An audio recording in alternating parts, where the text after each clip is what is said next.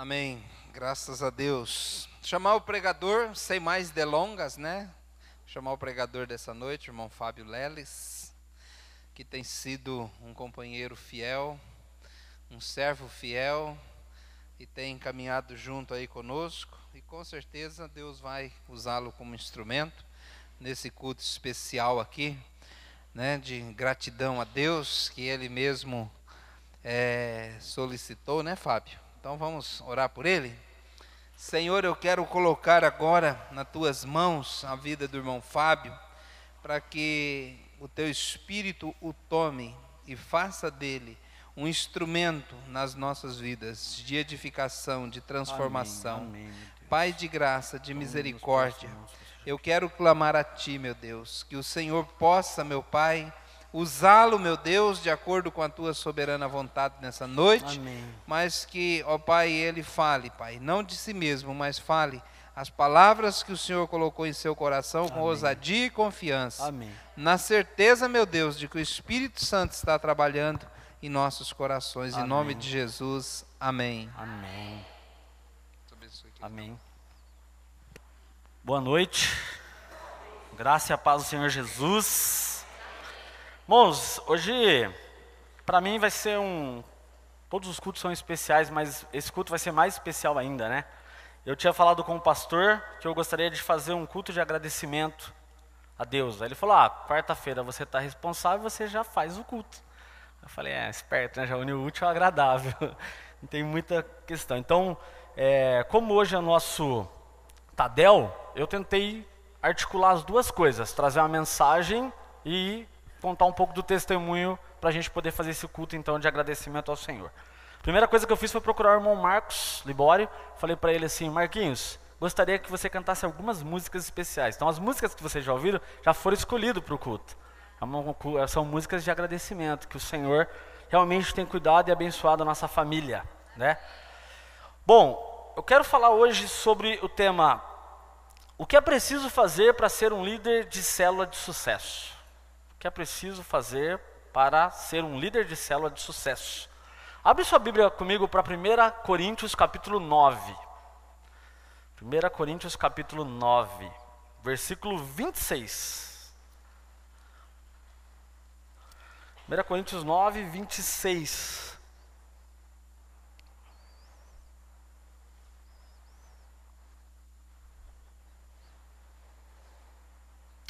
Amém? Quem tiver seus smartphones, né, aperta o aplicativo aí. 1 Coríntios 9, 26. Então vamos lá. Sendo assim, não corro como quem corre sem alvo, e não luto como quem esmurra o ar. Palavras do apóstolo Paulo, ele estava defendendo o seu apostolado e defendendo o evangelho e falando como ele trabalhava, né? Então, eu quero usar esse tema aqui para a gente ter uma ideia panorâmica daquilo que nós vamos falar hoje. Também quero que nós entendamos o seguinte, a ideia aqui não é ser um líder, é ser um líder de sucesso. Então, um líder, a pessoa ele já teria passado por alguns pontos. Por exemplo, já estava qualificado para ser um líder, foi convocado para ser um líder, e ele já foi corajoso, ele já se entregou, ele já está confiando que Deus, e agora ele está à frente de uma liderança de célula. Eu acho que aqui tem alguns líderes de célula, amém? Então, aí vem a pergunta, o que eu devo fazer para alcançar o sucesso como líder de célula? Essa é a pergunta que eu faço, tá, irmãos, para mim, porque não é fácil. E o que eu vou falar aqui são algo que eu tenho colocado na minha vida. E uma que é a mais importante e eu decidi falar sobre ela, tá bom? Então vamos ver o que nós devemos fazer. Vou pedir pro Júlio colocar lá para mim. Então tá lá, como ser um líder de sucesso, um líder de célula de sucesso. Tá lá os 3 pontos. Quais são? Primeiro, estabeleça alvos. Primeiro ponto, estabeleça alvos. Segundo, forme novos líderes. E terceiro, ensine sua equipe a ganhar pessoas para Cristo. A gente sabe disso, né? É para poder caber ali, então eu tive que reduzir, tá bom? Então essa é a ideia, ok? É claro que dentro desses 3 pontos que nós vamos falar hoje, existem hábitos, que nós até estudamos no TLC, alguns hábitos são muito importantes para a vida de um líder, mas eu não quero hoje falar dos hábitos, eu quero falar desses 3 pontos. Eu quero dar uma panorâmica sobre esses 3 pontos. Para alcançar os 3 pontos que nós estamos vendo aí, o líder deve desenvolver alguns hábitos relevantes, que o ajudarão a alcançar esses. Ele vai aprender muitas coisas, por exemplo, no TLC, que são importantes para a sua vida. Mas eu não quero focar nos hábitos, eu quero, no meio da mensagem, falar de alguns, mas o que eu quero mesmo é que nós possamos compreender a coisa num todo, tá bom? Eu quero usar uma pessoa como exemplo para nós. Vamos assistir um vídeo rapidinho, é de 3 minutinhos. Eu gostaria de mostrar para vocês uma sugestão de um líder fantástico, de um modelo fantástico. Mostra o rosto dele. Esse é bom, não é? Esse merece. Parabéns para ele que ele é bom. Esse é bom. Parabéns. Eu não quero falar da parte religiosa e espiritual, que nem precisa. Eu quero falar da parte humana. Se você quer ser um funcionário fantástico, aprenda com esse homem. Nunca existiu um funcionário tão comprometido como esse homem. Esse homem ganhou uma missão do chefe dele, do líder dele, do pai dele, foi lá e cumpriu. Ele não quis saber se era fácil, se era difícil. Ele foi lá e cumpriu. Você quer alguém mais comprometido que esse homem?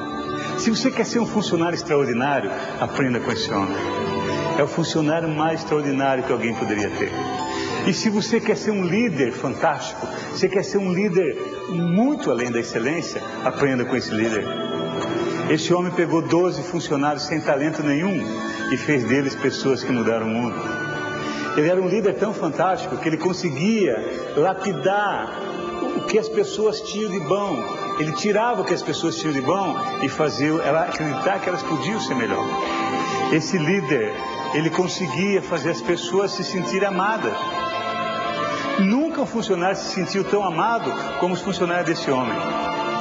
E esse homem era um líder fantástico. Ele não ficava no ar-condicionado, ele não ficava na tenda.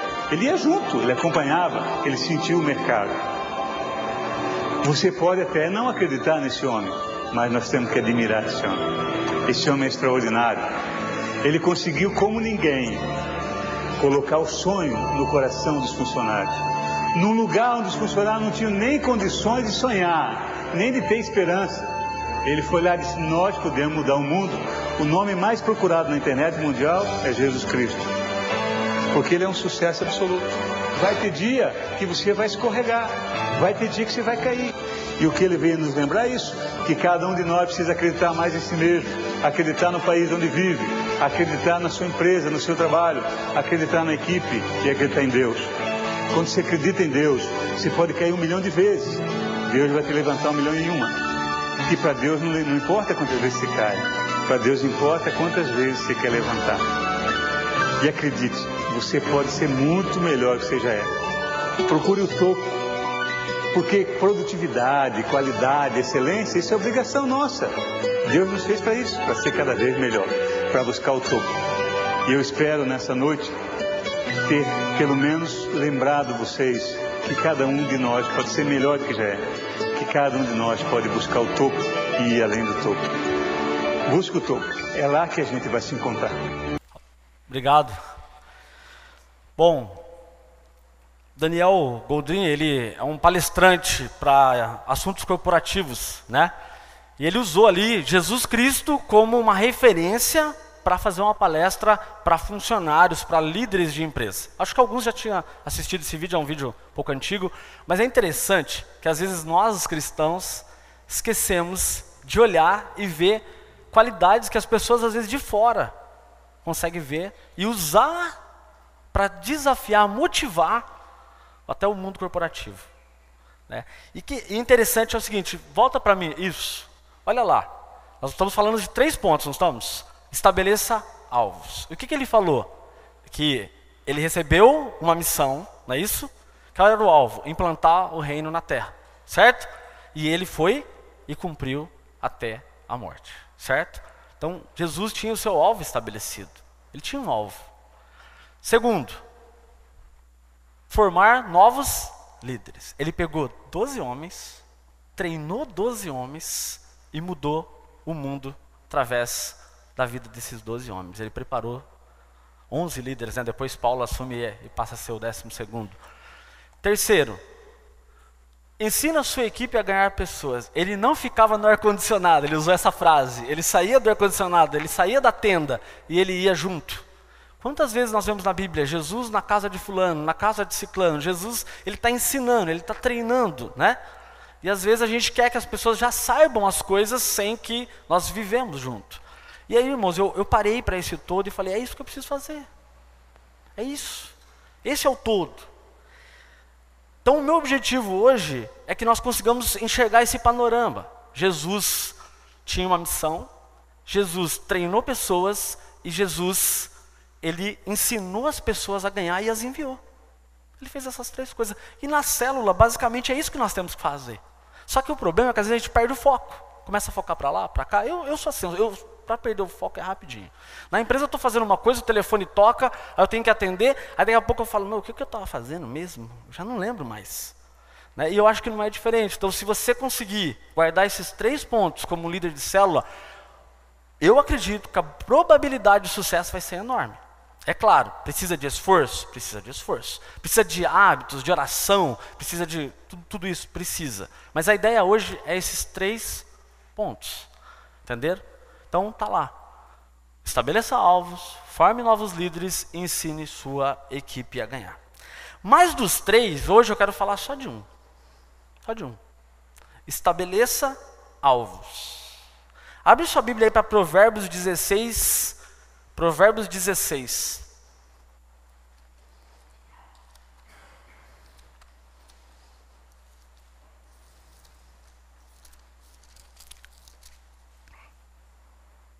Provérbios 16, leremos versículos 1, 2 e 3, ok? Vocês estão comigo aí? Diga amém. Acho que o pessoal do meio tá. Vamos ver se todo mundo tá. Se vocês estão comigo, digam amém. Dos dois aqui. Vamos lá. Até o final a esquerda vai estar comigo. Provérbios 16, 1. Ao homem pertence os planos do coração, vírgula. Mas do Senhor vem a resposta da língua. Todos os caminhos do homem lhe parecem puros, mas o Senhor avalia o espírito. Consagre ao Senhor tudo o que você faz, e os seus planos, o quê? Amém? Eu acredito que esse versículo falaria tudo hoje, né? Não vou ajudá-lo, vou tentar apenas falar um pouquinho. Os alvos, eles precisam primeiro ser claros e mensuráveis. Ó, aprendi direitinho, pastor. O que é um alvo claro e mensurável? Alvo claro. Por exemplo, vamos fazer o seguinte. Renato, vamos fazer uma viagem? Vamos embora? Vamos sair agora? Isso é um alvo claro? Sim ou não? O que vocês acham? Não, por quê? Renato, vamos para a Antártida? Topa? Né? Então, viu, agora a coisa mudou, né? Acho que ele pensou direito. Lá é muito frio, top não, muito risco, né? Então, irmãos, alvo claro é realmente definir qual é o alvo. Então, fazer uma viagem para a Antártida é um alvo, então, claro, tá claro. Mensurável, é possível ir para a Antártida? Nós temos dinheiro para isso? Vocês sabiam que precisa ter um barco especial para enfrentar o oceano ártico, né? Para poder chegar até a base mais perto lá e depois ainda ir de helicóptero e tudo mais. Então, não é mensurável para mim alcançar esse objetivo. Então, alvos precisam ser mensuráveis, claros e mensuráveis. Entenderam? Então, quando a gente vai estabelecer um alvo, tem que ser claro e mensurável. É preciso você sonhar o seu próprio alvo. Se você não sabe direito o que você quer, como você vai chegar naquele lugar? Como é que você vai poder realmente saber aonde você tem que chegar? Ah, eu quero viajar, mas para onde? Né? É diferente de você estabelecer. É preciso levar outros a sonhar o seu sonho. Valmir chegou em mim e falou assim, vamos para Recife? lá a gente vai conhecer a praia tal, lá tem isso, lá tem aquilo. Foi me fazendo, eu falei, não, mas eu não posso, não, mas tem isso, tem aquilo outro, tem não sei. Daqui a pouco eu falei, vamos embora, vamos comprar passagem. Quando eu vi, eu já estava passando o cartão. Ainda fez eu ainda ir do lado dele no avião ainda, né? Mas por quê? Porque ele vendeu uma ideia e ele foi conquistando, né? O Célio chega em você e fala assim, quer ir pra praia? Aí ele começa, porque é assim, porque é assado, porque é, né? Depois que ele fala o preço, mas primeiro ele vai... Eu tô brincando com alguns irmãos, mas são sonhos, você tem que fazer os outros sonharem, né? Para você poder alcançar. Outra coisa que é onde é o ponto aqui principal, anotar o seu alvo. Nós ouvimos um estudo também que diz que os alvos que são anotados, há 80 ou 90% de chance de serem alcançados. Por quê? Porque você consegue estar vendo os seus alvos, e principalmente quando eles estão anotados em algum lugar visual também, né? Então, eu acredito muito nisso, eu comecei a praticar isso. Depois, orar pelo seu alvo. É necessário você gastar tempo de oração para que você possa alcançá-lo, saber como alcançar, saber as direções de tomar. É preciso avaliar onde é que você já chegou, quais os pontos que você ainda precisa passar para poder chegar até ele. E o maravilhoso de tudo, alcançá-lo. Aí tem alvos que você consegue alcançar e fala, ei, alcancei meu alvo, né? Então é tão gostoso quando a gente faz aquele tiquezinho verde, né? Ei, cheguei. Peguei meu caderninho de anotações. Esse aqui, ó. Só que eu tenho uma mania, tá, irmãos? Eu anoto meus alvos no final do caderno. E aí eu vou escrevendo aqui, ó. Tem um monte de planejamento que eu vou fazendo, tal, né? E esses dias eu compartilhei com o pastor sobre os meus alvos aqui, ó. E aí eu vou escrevendo. Tem alvos para empresa, tem alvo para tudo aqui. E tem meu alvo pessoal, espiritual, que vai fazendo. Então tá aqui, ó. Tanto de anotações. E aí depois eu vou fazendo. Alcancei, não alcancei. Esse aqui ainda falta, né? E eu quero compartilhar com vocês um alvo que eu alcancei. Eu coloquei assim, ó. Planejamento 2017 e 2018. Então entre 2017 até 2018 eu deveria alcançar esses alvos. Primeiro, separei reino, pessoal, filhos e fui, tá bom? Multiplicar a célula. Então até o final desse ano eu tenho que multiplicar a célula, porque é um alvo que eu comecei. Segundo, ajudar na construção da igreja. Aqui, ó. Terceiro, dar aula na EBD. Na EB, melhor, né? Olha aí. Quarto, agora entra o pessoal. Terminar o meu terreno e locar. Segundo, resolver a casa. Terceiro, construir o quarto para a Letícia. Outro, colocar o telhado e arrumar o telhado. É porque tem uma parte que tem que colocar um telhado e tem outra parte que tem que arrumar o telhado, tá bom? Filhos, aí vem inglês, natação, estágio para trabalhar, cursos. E aí está aqui tudo declaradinho, não vou falar todos, mas eu estou usando isso aqui, irmãos. Por quê? Porque aqui vai entrar a parte do culto de ação de graças. Quando nós falamos as coisas, mas nós não cremos, nós não colocamos elas no coração, nós não acreditamos, nós não confiamos em Deus, os nossos alvos eles se tornam imensuráveis. Mas quando nós cremos, nós colocamos na mão de Deus, aquilo que parece imensurável se torna mensurável, se torna alcançável. E hoje eu quero aproveitar a mensagem e, usando essa questão de habilidades das atribuições de um líder, para que vocês possam alcançar sucesso na liderança, usar um testemunho pessoal, que eu, através desse testemunho, Deus mexeu muito com a minha vida, me falou muito, me animei muito, mostrei isso aqui para o pastor, nós conversamos, oramos junto. E eu queria compartilhar com a igreja, e para mim é um motivo de muita alegria. A célula participou, orou pela gente. Mas é o quê? Eu quero falar um pouco sobre a minha casa, né? No ano de 2016, quando o pastor começou a trazer o MDA para a nossa igreja, ele começou a falar do MDA, e eu falei, cara, esse negócio é doido. Era muita coisa para assimilar, assim, tal, sabe? Aí eu falei, não vai dar certo. Mas mas eu pensei que não dava certo. Eu lembro numa conversa, eu e o Silvio ali na salinha ali, eu falei assim, Silvio, sabe qual que é o problema, cara? É que nós é muito sem planejamento, sem organização, e a coisa tá meio doida. Aí ele falou, E aí eu comecei a perceber que eu precisava me planejar, estipular alvos, sabe? Só que eu tinha um problema, irmãos, eu tinha medo de fazer meus alvos. Eu tinha medo. Uma vez eu li esse Provérbios aqui, eu falei, tá vendo, pra que fazer alvos? A resposta vem do Senhor. O que eu vou fazer alvo? Deixa na mão de Deus, né? É melhor. Até que um dia eu entendi que não é isso que o texto está dizendo.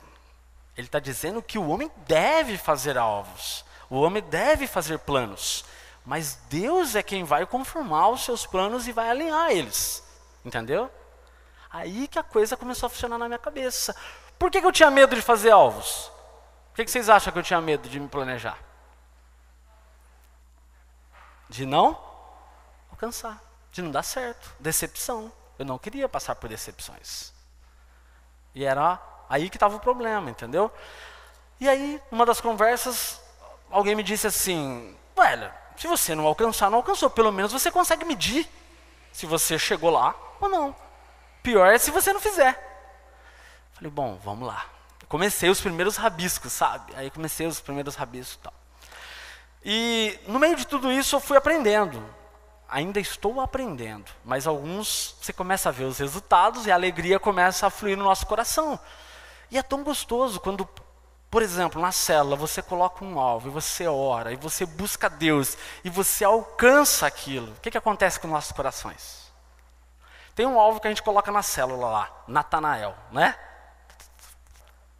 Coloca lá. Nós estávamos querendo fazer estamos querendo fazer um novo quadro lá da célula do Natanael, né? E a gente estava lá quebrando a cabeça para fazer.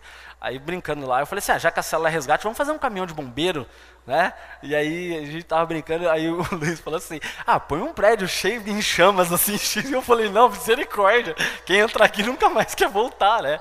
Só assim, só entre nós aqui, tá bom? Então, mas não é gostoso quando você atinge aquele alvo? É um negócio prazeroso. Eu vi a Fernanda, assim, o Enoque toma a decisão de vir aqui à frente, né? Eu sei que é o primeiro passo da escada do sucesso, mas ela estava toda radiante. Tive até que segurar ela um pouquinho. Falei, calma, segura vamos para o próximo degrau, né, Fer? Para o próximo degrau, consolidar agora. Mas é maravilhoso. E quando, irmãos, na minha vida eu coloquei aquele alvo, resolver a casa, agora vocês vão entender a questão. Quando a Andréia e eu, nós juntamos as trouxas, nós fomos morar junto, a gente precisava de uma casa, e a gente não tinha casa. Aí a gente falou assim, bom, então o que nós vamos fazer? Eu falei, vamos morar na casa do meu pai e da minha mãe, né? Porque não façam isso, viu, jovens? Está errado. Eu não era cristão, não tinha condição, mas beleza. Aí a minha avó, posso dizer assim, a avó da Andréia, a dona Tereza, ela falou assim para mim, conversa com o Roberto vai te ajudar. Eu falei, mas o que ele vai me ajudar? Conversa com ele. Roberto era o tio da Andréia, inclusive ele era pastor da igreja do Nazareno aqui do lado. E na época ele morava 2 casas para baixo do meu pai.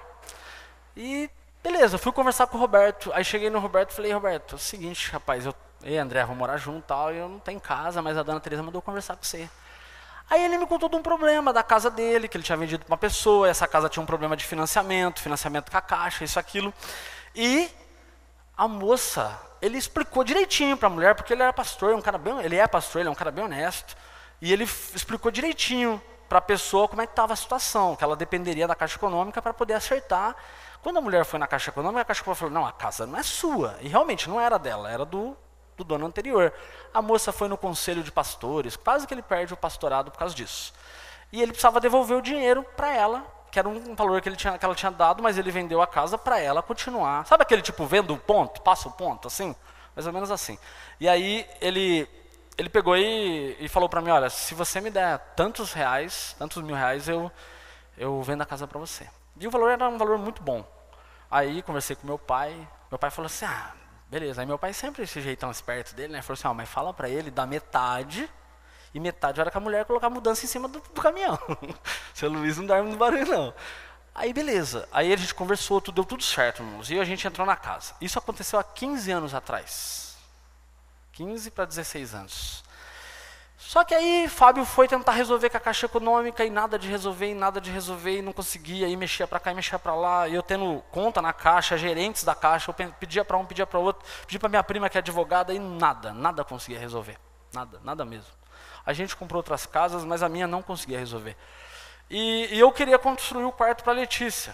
E a minha mãe falou assim, por que você não espera resolver o negócio dessa casa? Isso em comecei em 2017.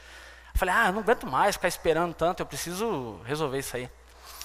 Ela falou assim, Fábio, espera, vai gastar um dinheiro, vai que... Eu falei, não, tem que resolver, né, uma hora ou outra. Aí foi quando eu falei, quer saber, eu vou fazendo meus planos, vou escrevi, comecei a orar, pedir a Deus. E em 2016 a célula começou em casa, 2017 estava acontecendo. Janeiro de 2018, eu não vou contar toda a história porque é um pouco grande, nós recebemos a informação da Caixa Econômica que a nossa casa podia ser resolvida a situação. Porém, eu tinha um problema grave, a gente estava sem ter como levantar valores no banco, não tinha condição naqueles dias por causa de algumas questões da empresa, de financiamento que já tinha. E ali eu me vi em duas situações. Primeiro, dinheiro não resolve tudo. A gente precisa dele, mas não resolve tudo, você tem que depender de Deus.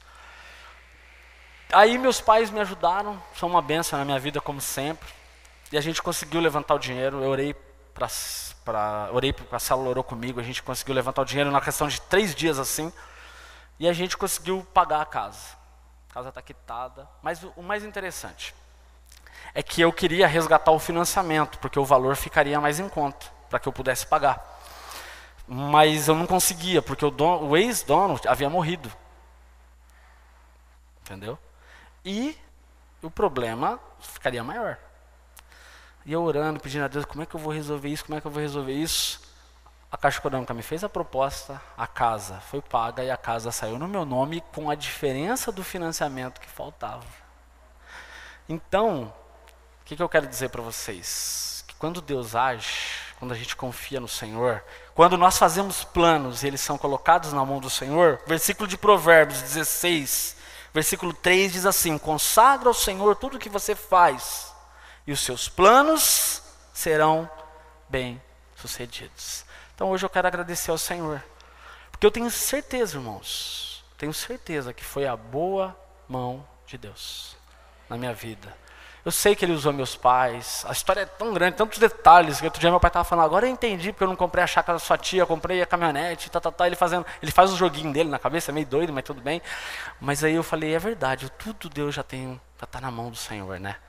Então eu quero louvar o Senhor, porque Ele é maravilhoso, e quero dizer para vocês, estabeleça alvos, comece a estabelecer alvos. Estabeleça alvos para a sua vida, estabeleça alvo para a sua célula, estabeleça alvo para os seus filhos. E coloca lá na mão do Senhor. E grandes coisas o Senhor vai estar fazendo por nós. Eu também quero dizer que eu creio muito que o ato da célula estar na minha casa foi uma das coisas que Deus usou. Eu creio eu peguei para mim uma mensagem que o pastor pregou aqui sobre a Arca da Aliança, que foi para a casa do sacerdote, né? Então, eu acredito, irmãos, que a célula é uma arca. Só que, esses dias eu falei uma coisa e eu fiquei refletindo. Tem que ser um sacerdote para ter uma célula dentro de casa. Porque se não for, vai te fazer mal. Quem não era sacerdote, acontecia coisas terríveis. Aí você vai falar, não, pelo amor de Deus, não é isso que está dizendo. É porque senão você vai ficar reclamando, porque vão sujar sua casa, porque vão usar seu banheiro, vão pisar no seu sofá, vão sujar sua parede, vão pisar no seu carpete novo, entendeu? Vai ser maldição, não vai ser benção. Mas se você for um sacerdote e estiver disposto a servir, o que vai ser? Bênção. Vai ser tremendo. Grandes coisas você verá. E eu tenho visto, eu estou vendo acontecer na minha casa, na casa de irmãos. O Antônio Marcos recentemente, né, começando a célula, contou a história do banheiro, né, irmão? Eu sei que outros aqui podem dar o testemunho, mas hoje eu quis preparar essa mensagem, ao mesmo tempo trazer ela e agradecer ao Senhor, e juntos nós podemos louvar o Senhor. Amém? Que Deus nos abençoe.